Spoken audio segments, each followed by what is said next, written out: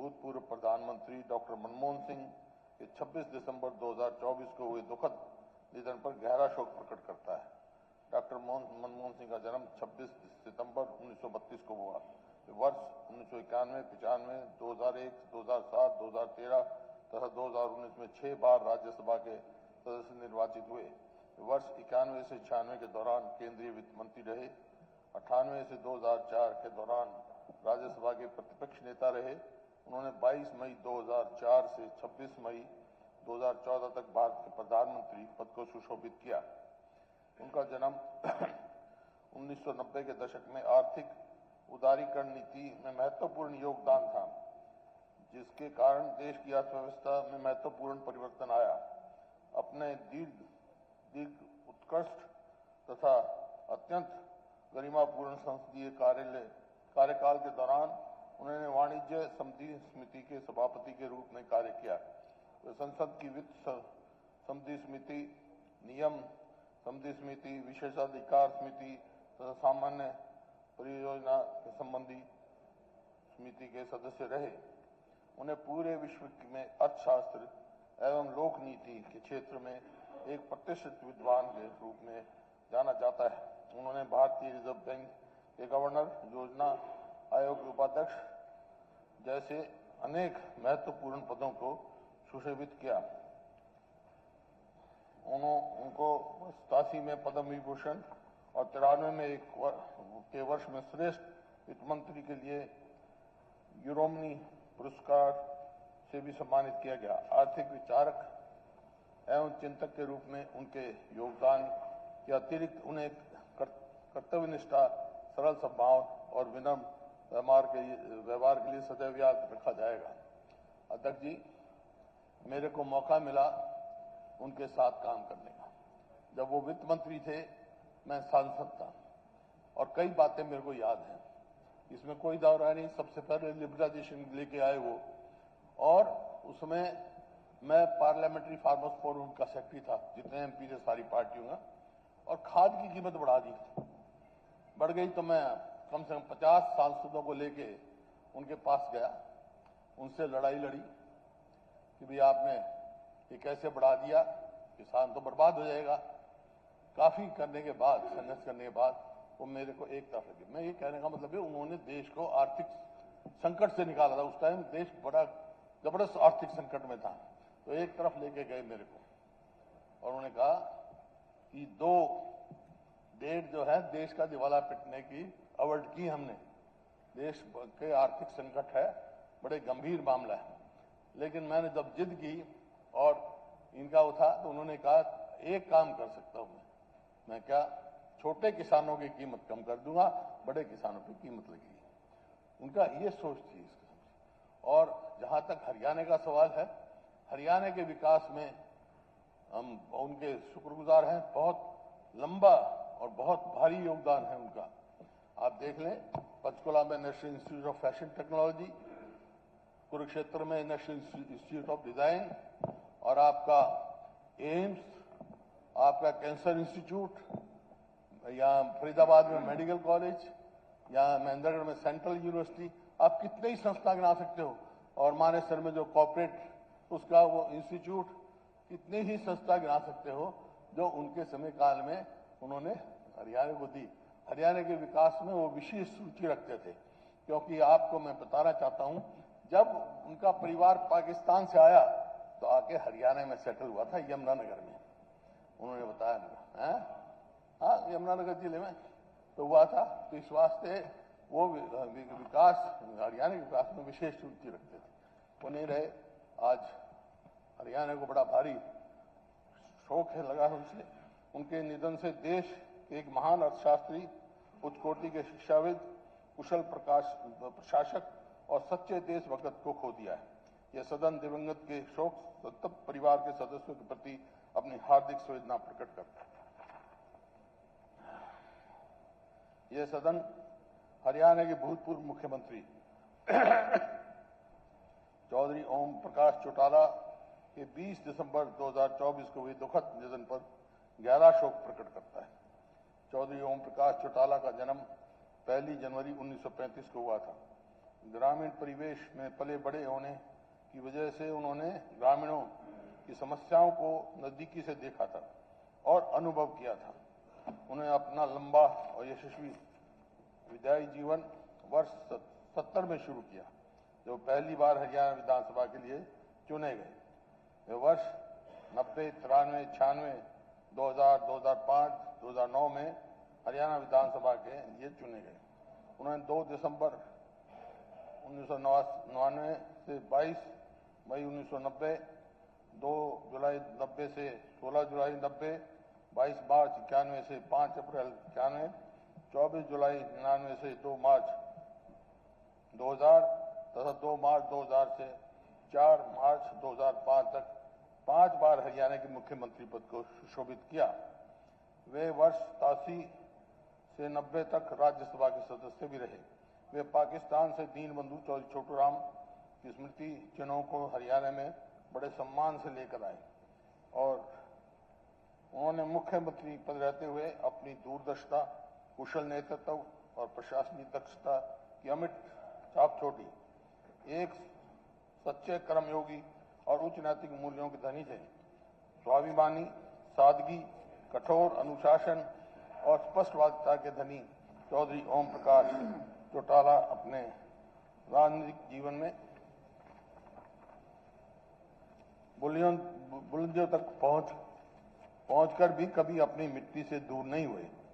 चौधरी ओम प्रकाश चौटाला की प्रगतिशील सोच, उनकी गहरी प्रशासनिक समझ और उनकी दूरदर्शी नीतियों का सदा हमारा मार्गदर्शन करते रही। अध्यक्ष महोदय, चौधरी ओम प्रकाश चौटाला के साथ यहाँ मैं विधायक भी रहा, मैं मुख्यमंत्री था, विपक्ष में भी नेता रहे, लेकिन इनसे अलग, जैसे इसमें लिखा है 1970 में पहली बार चुनाव लड़ा, लेकिन मेरा उनका संबंध उससे पहले का। वो हमारे पारिवारिक, उनका परिवार बहुत करीबी थे और दिल्ली में आमतौर पर वहां आते थे। जब से उनका कार्यशाली में देखा, उनका जीवन देखा, ये बहुत दृढ़ उसके थे, बहुत ही मजबूत इरादे के व्यक्ति थे। कोई भी सोच लिया वो कर देते, सोचने के बाद पीछे मुड़ के नहीं देखते थे। तो आज वो नहीं रहे, लेकिन यहाँ इस सदन में भी बहुत सारे साथी ऐसे हैं जो उनके साथ विधायक रहे। डॉक्टर साहब बैठे और बैठे ऐसे कितने साथी हैं जो उनके साथ विधायक रहे, सबने कार्यशैली देखी उनकी। तो उनके निधन से हरियाणा को बड़ा भारी नुकसान हुआ, इसमें कोई दो राय नहीं। तो उनके निधन से हरियाणा के एक उच्च कोटि के प्रशासक की सेवाएं से वंचित हो गया है। यह सदन दिवंगत के शोक संतप्त परिवार के सदस्यों के प्रति अपनी हार्दिक संवेदना प्रकट करता है। यह सदन हरियाणा के भूतपूर्व मंत्री श्री सतपाल सांगवान के 3 मार्च 2025 को दुखद निधन पर गहरा शोक प्रकट करता है। उनका जन्म 7 जनवरी 1942 को हुआ। वे वर्ष 96 तथा 2009 में हरियाणा विधानसभा के सदस्य चुने गए। वे वर्ष 2011 से 14 के दौरान मंत्री रहे तथा मंत्रिमंडल में रहते हुए उन्हें राजस्व, आपदा प्रबंधन, सहकारिता और चकबंदी का और पुनर्वास जैसे महत्वपूर्ण विभाग संभालने का गौरव हासिल हुआ। वे एक निष्ठावान सामाजिक कार्यकर्ता भी थे।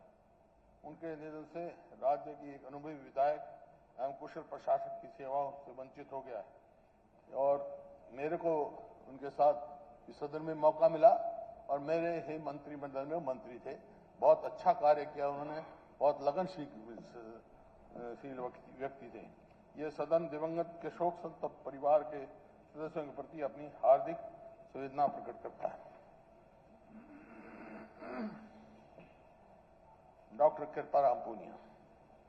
यह सदन हरियाणा के भूतपूर्व मंत्री डॉक्टर कृपाराम पूनिया के 19 जनवरी 2025 को हुई दुखद निधन पर गहरा शोक प्रकट करता है। उनका जन्म 1 जनवरी 1936 को हुआ। वे वर्ष 87 में हरियाणा विधानसभा के सदस्य चुने गए तथा वर्ष 87 से 79 के दौरान मंत्री रहे। उन्हें मंत्रिमंडल में रहते हुए विकास एवं पंचायत, समाज कल्याण, कृषि, तकनीकी शिक्षा, उद्योग, पर्यटन तथा खान एवं भू विज्ञान जैसे महत्वपूर्ण विभाग संभालने का गौरव हासिल हुआ। उनकी खेलों में विशेष रुचि थी। ये बिल्कुल ठीक बात कह रहे हैं, बहुत क्यों मेरे बहुत करीबी मित्र रहे वो हमारे साथ पार्टी में भी इकट्ठा काम किया। वो हर चीज में, खेलों में बहुत ही अच्छी रुचि रखते थे। उनके निधन से राज्य एक योग्य विधायक एवं कुशल प्रशासक की सेवाओं, यह सदन दिवंगत के शोक संतप्त परिवार के सदस्यों के प्रति अपनी हार्दिक संवेदना प्रकट करता है। यह सदन हरियाणा विधानसभा के भूतपूर्व सदस्य श्री सुरेंद्र सिंह ओजला के 27 जनवरी 2025 को हुए दुखद निधन पर गहरा शोक प्रकट करता है। उनका जन्म 23 फरवरी 1951 में हुआ। वे वर्ष 77 में हरियाणा विधानसभा के सदस्य चुने गए। उन्होंने किसानों की भलाई के लिए कई कार्य किए। उनके निधन से राज्य एक योग्य विधायक की सेवाओं से वंचित हो गया है। यह सदन दिवंगत के शोक संतप्त परिवार के सदस्यों के प्रति अपनी हार्दिक संवेदना प्रकट करता है। यह सदन हरियाणा विधानसभा के भूतपूर्व सदस्य चौधरी करम सिंह के 20 जनवरी 2025 को दुखद निधन पर गहरा शोक प्रकट करता है। उनका जन्म 14 अगस्त 1920 में हुआ। वे वर्ष 77 में हरियाणा विधानसभा के सदस्य चुने गए। वे 87-88 के दौरान हरियाणा खादी ग्राम उद्योग बोर्ड के चेयरमैन रहे। वे वर्ष 88 से 92 तक national seed corporation of India के निदेशक भी रहे। वे समाज के गरीब एवं कमजोर वर्ग के लोगों के कल्याण एवं उत्थान के लिए सदैव समर्पित रहे। उनके निधन से राज्य एक योग्य विधायक एवं कुशल प्रशासक की सेवाओं से वंचित हो गया है। यह सदन दिवंगत के शोक संतप्त परिवार के सदस्यों के प्रति अपनी हार्दिक संवेदना प्रकट करता है। यह सदन हरियाणा विधानसभा के भूतपूर्व सदस्य श्री हेमराज के 30 जनवरी को हुए दुखद निधन पर गहरा शोक प्रकट करता है। उनका जन्म 5 जनवरी 1934 को हुआ। वे 68 में हरियाणा विधानसभा के सदस्य चुने गए। वे एक निष्ठावान सामाजिक कार्यकर्ता थे। उनके निधन से राज्य एक योग्य विधायक की सेवाओं से वंचित हो गया है। यह सदन दिवंगत के शोक संतप्त परिवार के सदस्यों के प्रति अपनी हार्दिक संवेदना प्रकट करता है। यह सदन स्वतंत्रता सेनानी सरदार बाज सिंह, गांव बीड़ बबरान, जिला हिसार के 26 जनवरी 2025 को दुखद निधन पर गहरा शोक प्रकट करता है। अब तो एक आधा स्वतंत्रता सेनानी रहा है कोई और ये काफी एजेड से मैं मिला हूं, इनको दर्शन किए मैंने इनके गांव में जाके। यह सदन दिवंगत के शोक संतप्त परिवार के सदस्यों के प्रति अपनी हार्दिक संवेदना प्रकट करता है। यह सदन प्रदेश के उन वीर सैनिकों को अपना अश्रुपूर्ण नमन करता है जिन्हें मातृभूमि की एकता और अखंडता की रक्षा के लिए अदम्य साहस और वीरता का परिचय देते हुए अपने प्राण न्यौछावर कर दिए। इन वीर सैनिकों के नाम इस प्रकार हैं: सूबेदार सुनील कुमार, गांव लाखू बुआना गढ़ी, जिला पानीपत; सूबेदार सूरजमल, गांव पहाड़ीपुर, जिला जज्जर; सूबेदार नरेंद्र सिंह, गांव जेतरावास, जिला रेवाड़ी; निरीक्षक संदीप, गांव गुवानी, जिला महेंद्रगढ़; निरीक्षण धर्मवीर, गांव कोसली, जिला रेवाड़ी; सहायक उप निरीक्षक अग्निवेश, गांव दताल, जिला महेंद्रगढ़; सहायक उप निरीक्षक सुरेंद्र अलावत, गांव सेरिया कला, जिला जज्जर; हवलदार राजकुमार, गांव तलवाना, जिला महेंद्रगढ़; हवलदार हरविंदर, गांव बालौर, जिला रोहतक; हवलदार संदीप कुमार, गांव खरक जाटान, जिला रोहतक; हेड कांस्टेबल सुनील कुमार हुड्डा, गांव कलोई, जिला रोहतक;